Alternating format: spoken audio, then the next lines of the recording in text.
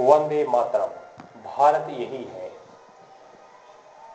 रुपए पर गांधी जी 10 रुपया, 20 रुपया, 50 रुपया नोट, 100 रुपया नोट, 100 से 200 रुपया नोट, 200 से 500 रुपया नोट आज वर्तमान में चल रहा है। 2000 का बंद हो चुका है, 1000 को ही बैन कर दिया गया। आज का विषय आधारित है अर्थशास्त्र से जुड़ा हुआ इकोनॉमिक परीक्षाओं से संबंधित टॉपिक है भारतीय रुपए का अवमूल्यन। भारतीय रुपए का अवमूल्यन, ध्यान दीजिए पॉइंट। आजादी से लेकर अब तक भारतीय रुपए का 3 बार अवमूल्यन किया गया है। कितनी बार कर दिया गया? 3 बार। आजादी से लेकर अब तक भारतीय रुपए का 3 बार अवमूल्यन किया गया है। पॉइंट। प्रथम बार 19 सितंबर 1949 1949 को भारतीय रुपए का अवमूल्यन किया गया, क्योंकि आजादी के तुरंत बाद पंचवर्षीय विकास मॉडल अपनाने के कारण भारत पर विदेशी ऋण का भार बढ़ गया था। स्टॉप, यानी बदलाव किया गया। आगे पॉइंट।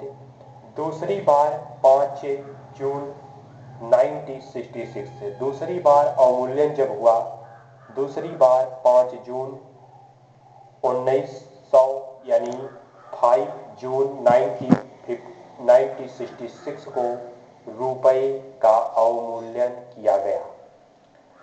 जब 1962 में चीन के साथ युद्ध है तथा 1965 में पाकिस्तान के साथ युद्ध है लड़ने के कारण तथा देश में पड़े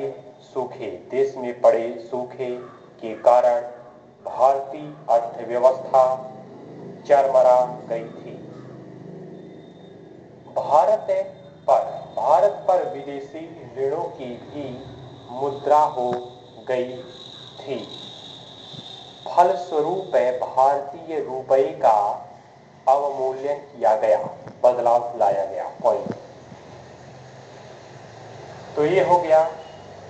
अब तीसरा स्टेप आता है, तीसरा चरण आएगा। पॉइंट। 1 एवं 3 जुलाई 1991 को 1 एवं 3 जुलाई 1991 को तीसरी बार रुपए का अवमूल्यन किया गया। यह जो समय था 1 एवं 3 जुलाई 1991 को, यह समय भारत की अर्थव्यवस्था का सबसे बुरा दौर था। भारत का राजकोषीय घाटा काफी बढ़ गया था तथा कुल राजस्व आय का बड़ा हिस्सा ब्याज